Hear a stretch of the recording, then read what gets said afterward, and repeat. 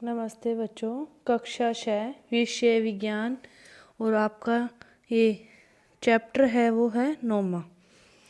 क्या नाम है कि सजीव विशेषताएं और आवास। ये जो सजीव है उनकी क्या विशेषताएं हैं और उनके क्या आवास हैं, वो किन जगह रहते हैं, इसके बारे में अपने इस चैप्टर में पढ़ेंगे। तो देखो क्या दिया है कि पहली और बुझो छुट्टियों में अनेक रोमांचक स्थानों की सैर पर गए कि वह घूमने गए। पहली और बुझो कहाँ गए? सैर पर गए, घूमने गए। ऐसा ही एक यात्रा पर वे क्या गए? ऋषिकेश में गंगा नदी देखने गए। घूमने गए थे तो उन्होंने क्या किया कि एक यात्रा पर वे ऋषिकेश में गंगा नदी देखने गए तो उन्होंने हिमालय की हिमशादित पर्वत श्रृंखला में कुछ पर्वतों का पर्वतारोहण किया। यहाँ बहुत क्या थी? ठंड थी। इन पर्वतों पर उन्होंने ओक, चीड़, देवदार जैसे अनेक वृक्ष देखे तो उनके मैदानी क्षेत्रों में के वृक्षों से बहुत अधिक भिन्न थे। गंगा नदी के किनारे देखने लगे। फिर उन्होंने हिमालय की पर्वत श्रृंखला में पर्वत देखे। उधर क्या होती है? ठंड बहुत होती है। तो उन्होंने क्या देखे? वहाँ पे ओक, चीड़, देवदार जैसे वृक्ष देखे जो अपने एरिया में नहीं होते। तो मैदानी क्षेत्रों से वो वृक्ष बहुत अलग थे, क्योंकि वो पहली बार देखे तो वो चीज़ें उनको बहुत अलग लगी। एक और अभियान में उन्होंने राजस्थान की यात्रा की और राजस्थान में उन्होंने क्या देखा? उष्ण मरुस्थल घूमे। तो यहाँ उन्होंने नागफनी के अनेक प्रकार के पौधे एकत्रित किए और अंत में वे कहाँ गए? पुरी गए। अलग अलग जगह की यात्रा की उन्होंने और अलग अलग प्रकार के वृक्ष देखे और सभी में अंतर स्पष्ट करना और सभी के गुणों के बारे में उन्होंने जाना। तो क्या हुआ कि जो भी उन्होंने रोमांचक इन स्थानों के भ्रमण के रोमांचक और उल्लासपूर्ण क्षणों का उन्होंने स्मरण करते हुए उन्हें एक विचार आया कि ये जो सभी स्थान हैं वो एक दूसरे से क्या हैं? बहुत ही अलग हैं, भिन्न हैं। कुछ तो ठंडे हैं और कुछ क्या हैं? बहुत उष्ण शुष्क, और कुछ स्थान क्या हैं? आर्द्र थे। परंतु उन सभी स्थानों पर अनेक प्रकार के बहुत सारे जीव और संजीव वस्तुएं भी थी। उन्होंने यह जानने की कोशिश की कि जो क्या पृथ्वी पर ऐसा भी कोई स्थान है जहाँ कोई भी जीव नहीं पाया जाता। उनको यह समझ में आया धीरे धीरे कि ये सारी चीज़ें अलग हैं, तो अपने यहाँ रहते हैं, वहाँ पे तो बहुत सारे जीव जंतु पाए जाते हैं। क्या फिर पृथ्वी पर ऐसा भी कोई स्थान है यहाँ पर कोई भी जीव नहीं पाया जाता? तो बुझो ने अपने घर के आसपास के स्थानों पर ध्यान दिया। घर के अंदर उसने अलमारी व दरवाजों को देखा तो उसने सोचा कि कोई सजीव नहीं होगा इनमें कोई परंतु उनमें भी क्या थी? छोटी सी मकड़ी नजर आई। तो घर के बाहर भी ऐसे स्थान के बारे में सोचने लगा तो उसने पाया कि दूर किसी न किसी प्रकार के जीव तो हर जगह ही पाए जाते हैं। तो पहली ने दूर दूर के स्थानों के विषय में पढ़ना और सोचना क्या कर दिया? प्रारंभ किया। और उसे पता लगा कि लोगों ने तो ज्वालामुखी के मुख में भी सूक्ष्म जीवों को खोज निकाला है। उन्होंने इधर उधर बहुत सारी जनों से पूछा, बहुत सारी किताबें ढूंढी, तो उन्होंने पाया कि लोगों ने तो क्या किया? ज्वालामुखी का जो मुख है उसमें भी बहुत सारे सूक्ष्म जीवों को खोज निकाला है कि पृथ्वी पर ऐसा कोई भी स्थान नहीं है यहाँ पर जीव नहीं पाए जाते, हर जगह कोई ना कोई जीव पाया जाता है। तो फिर ये सजीवों के लिए उन्होंने खोज के लिए यहाँ पे बैठकर उन्होंने ऐसे पढ़ाई की। तो इसके बाद देखो सजीव एवं उनका परिवेश। पहली और बुझो के मस्तिष्क में फिर एक विचार और आया कि जिन स्थानों की उन्होंने सैर की थी, जहाँ वह घूमे थे, वहाँ किस प्रकार के जीव पाए जाते हैं। तो क्या थे कि मरुस्थल में तो ऊंट थे, पर्वत पर बकरी और याक थे, पुरी के समुद्र तट पर केकड़े और अनेक प्रकार की मछलियां थी जिन्हें मछुआरे पकड़ रहे थे। साथ ही चींटियां जैसे अनेक प्रकार के जीव उन सभी स्थानों पर उपस्थित थे। तो इन क्षेत्रों में पाए जाने वाले जो विभिन्न प्रकार के पौधे हैं अन्य क्षेत्र के पौधों की प्रजातियों से क्या थे? अलग थे। तो इन क्षेत्रों का जो परिवेश है फिर वो भी अलग था कि हर किसी का अपने ही वातावरण में रहने का अनुभव होता है। सजीव और उनका परिवेश। तो पहली वह बुजो ने मस्तिष्क के में क्या विचार आया कि उन्होंने बहुत से स्थानों की सैर की, तो वहाँ पे जो अलग अलग जो जीव जंतु थे अलग अलग जगह पर पाए जाते थे। ऐसा इसलिए था कि हर किसी का जो शरीर है उसी जहाँ पर रहने लग जाते हैं, उसी वायुमंडल के अनुकूल बन जाता है, उसी के अनुकूल ही वो जी सकते हैं। दूसरे वायुमंडल में जाकर वो ज़्यादा देर तक जी नहीं सकते, तो इसीलिए वो एक स्थान पर ही उपस्थित होते हैं। तो क्रियाकलाप देखो कि आइए एक वन से प्रारंभ करते हैं। यहाँ पाए जाने वाले सभी पौधों, जंतुओं और वस्तुओं के बारे में सोचते हैं कि एक जंगल में पाए जाने वाले जंतुओं, पौधों एवं वस्तुओं को सारणी 9.1 के कॉलम में अपने लिखते हैं और दूसरे क्षेत्र में पाए जाने वाले पौधों के नाम भी अपने उसमें लिखते हैं। तो इस अध्याय में दिए गए उदाहरणों को आप इकट्ठा करके, पूरा अध्याय पढ़ोगे उसके उदाहरणों को आप इकट्ठा करके सारणी 9.1 को भर सकते हैं और अपने मित्रों, माता पिता और की सभी की राय से विचार विमर्श करके सभी की राय से आप इस सारणी को भर सकते हो और पेड़ मतलब पुस्तकों की और पुस्तकालय की सहायता लेकर भी आप इस सारणी को भर सकते हो। तो इस सारणी के प्रत्येक कॉलम में क्या है, अधिकाधिक छोटी बड़ी वस्तुओं, जीवों को सम्मिलित करने का प्रयास किया गया है। जिस प्रकार की वस्तुएं हमें मिलती है वे शायद जीवित जंतु या पौधे न हो, संभवतः ये पौधे के भाग जैसे सूखी पत्तियां, जंतु के अवशेष जैसे हड्डियां हो। हमें विभिन्न प्रकार की मिट्टी, रोड़े भी मिल सकते हैं। अध्याय 5 में हम इसकी चर्चा कर चुके हैं। समुद्री जल में लवण घुले हुए हैं और इस प्रकार की कुछ अन्य वस्तुएं भी हो सकती है। जैसे जैसे हम अध्याय को पूरा करेंगे तो हमें सारणी में और भी उदाहरण सम्मिलित होते जाएंगे और हम अन्य रोचक स्थानों की यात्रा करेंगे, तब सारणी के बारे में हम चर्चा करेंगे। आवास एवं अनुकूलन कि क्रियाकलाप 1 जो आपने किया था, कौन सा क्रियाकलाप था कि हमने क्या किया था कि पेड़ पौधे, जंतुओं के नाम जो सारणी 9.1 के कॉलम में लिखने के लिए थे, ये क्रियाकलाप 1 था। अभी मैं आपको सारणी 9.1 के बारे में दिखाऊंगी। तो उसमें मरुस्थल वाले कॉलम और समुद्र वाले कॉलम को ये है कि विभिन्न परिवेश से पाए जाने वाले जंतु, पौधे और अन्य वस्तुएं हैं कि वन में कौन से पाए जाते हैं, पर्वतीय क्षेत्र में कौन से, मरुस्थल में कौन से पाए जाते हैं, समुद्र में कौन से और अन्य स्थानों पर कौन से। ये सारणी 9.1 है कि इसके हर कॉलम में आपको अलग अलग स्थान पर पेड़ पौधों के नाम लिखने हैं, जंतुओं के नाम भी लिखने हैं। अकेले पेड़ पौधों के नहीं, जंतु, पौधे और अन्य सभी के नाम इसमें लिखने हैं। इसके बाद देखो कि इस सारणी को ध्यान से देखेंगे तो आपको क्या प्रतीत होता है कि इन दोनों कॉलम के जो जीव हैं बहुत अलग प्रकार के हैं। इन दोनों कॉलमों क्षेत्रों में किस प्रकार का परिवेश है कि समुद्र में जंतु और पौधे लवणीय जल में रहते हैं। समुद्र का पानी कैसा होता है, खारा पानी होता है। तो समुद्र में जो जंतु और पौधे हैं वो कैसे रहते हैं, इन लवणीय जल में रहते हैं, खारे पानी में रहते हैं। श्वसन के लिए जल में विलय वायु का उपयोग करते हैं। मरुस्थल में जल बहुत कम मात्रा में उपलब्ध होता है और मरुस्थल दिन में बहुत गर्म और रात में कैसा होता है, ठंडा होता है।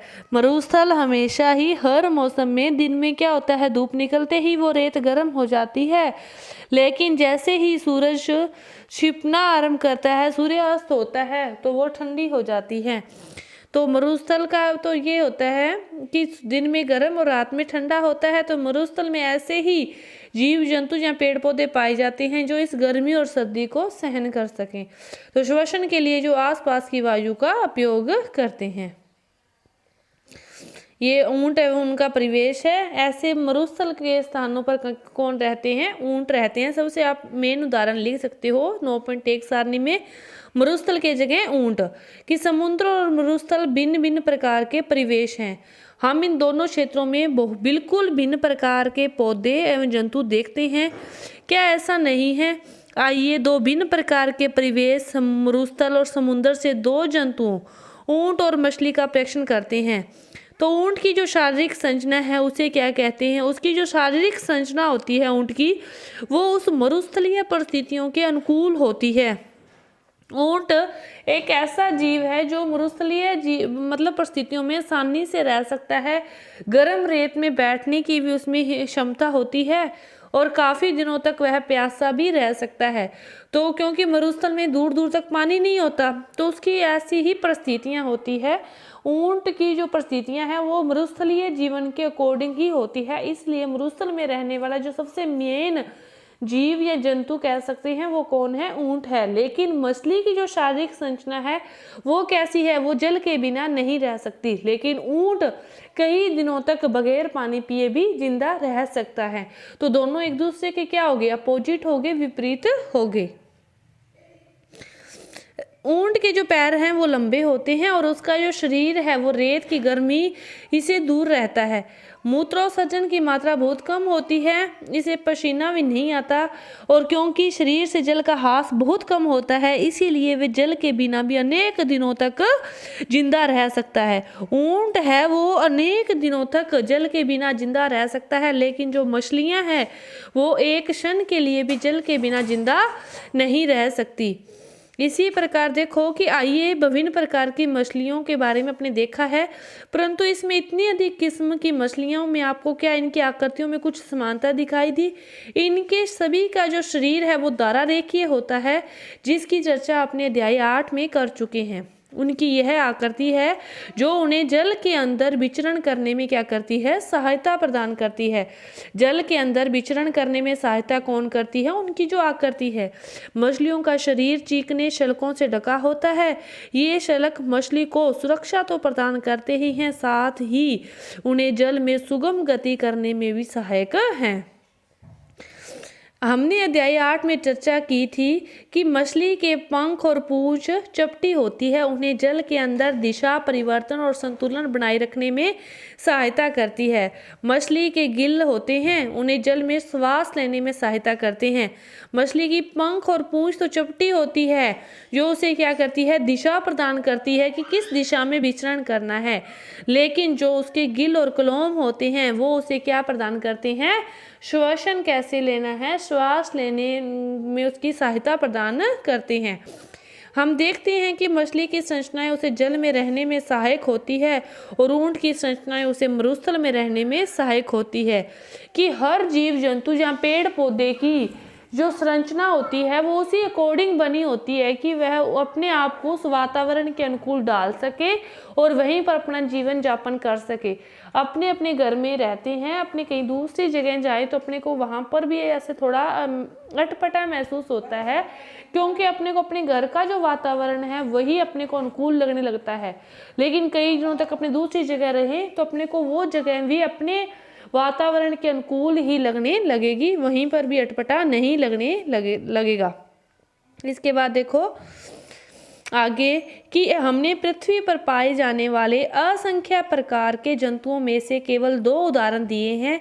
बहुत सारे उदाहरण हैं पृथ्वी पर, लेकिन इन दोनों के बारे में, ऊंट और मछली के बारे में तो आप सभी जानते ही हैं, इसीलिए इन दोनों के उदाहरणों से ही आपको ये स्पष्ट करवाया गया है कि हर किसी का जो शरीर है वो उसको हर वातावरण के अनुकूल नहीं रहता, लेकिन यहाँ पर वो रहता है उसी वातावरण के अनुकूल ही बना होता है।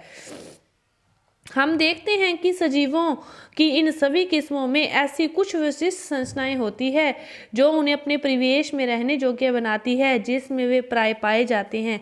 जिन विशिष्ट संरचनाओं या स्वभाव की उपस्थिति किसी पौधे जंतु को उसके परिवेश में रहने के योग्य बनाती है उसे क्या कहते हैं, अनुकूलन कहते हैं। किसे कहते हैं, अनुकूलन।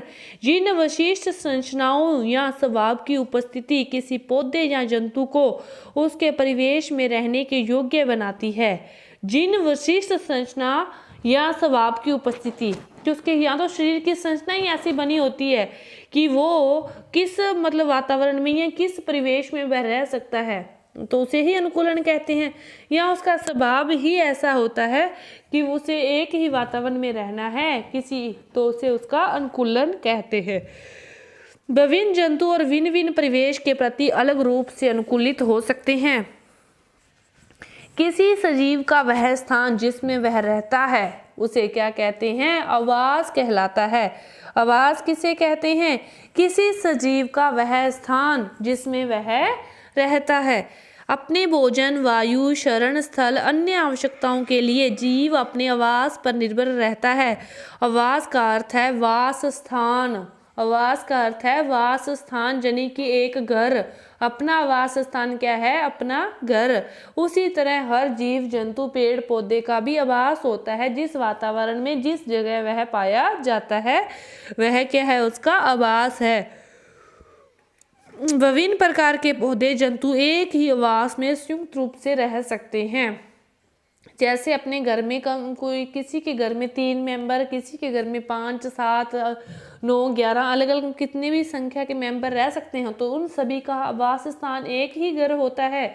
उसी प्रकार विभिन्न प्रकार के जीव जंतु और पेड़ पौधों का आवास स्थान भी एक ही होता है।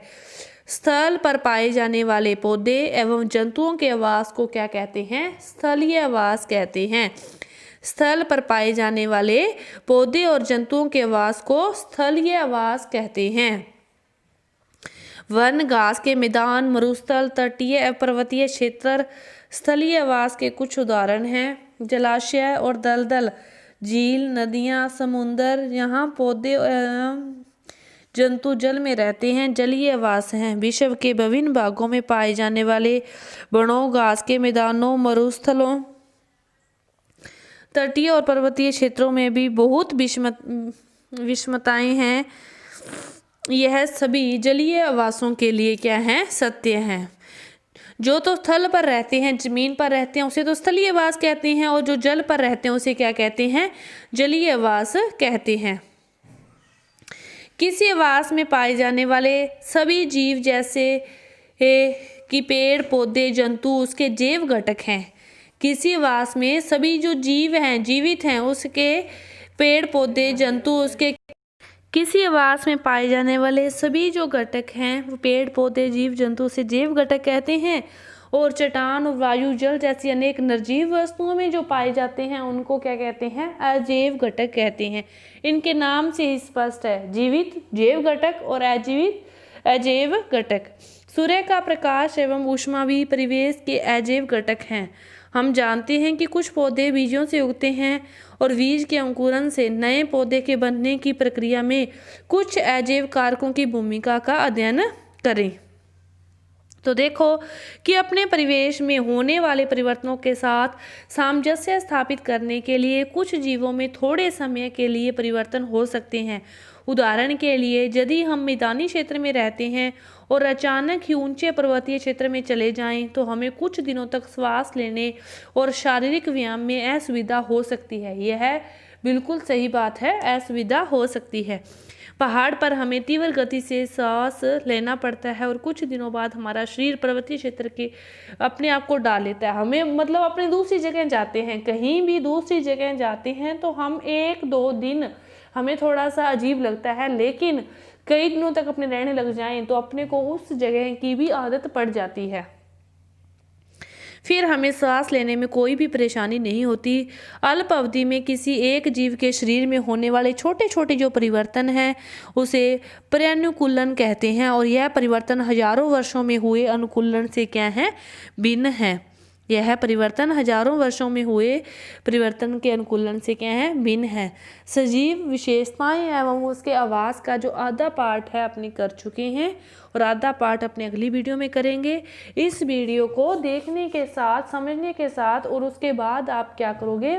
बुक रीडिंग खुद करोगे तो आपको ज़्यादा नहीं तो कुछ ना कुछ तो समझ में आएगा ही, और प्रयास करोगे तो आपको लगभग सारा चैप्टर समझ में आसानी से आ जाएगा। धन्यवाद।